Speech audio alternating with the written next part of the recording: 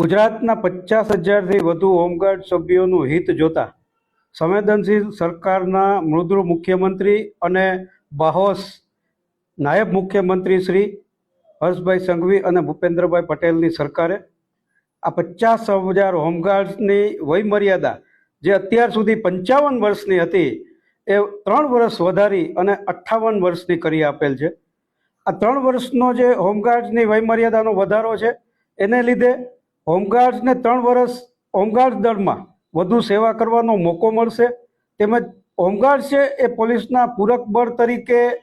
ખૂબ જ સારી સેવાઓ આપે છે અને હાલમાં હોમગાર્ડ્સમાં ઘણી બધી ઘટ પણ છે, ભરતી પણ બાકી છે અને ચાલુ વર્ષમાં પણ ઘણા બધા હોમગાર્ડ સભ્યો નિવૃત્ત થતા હતા। એના માટે તો આ સોના પર સુહાગા જેવી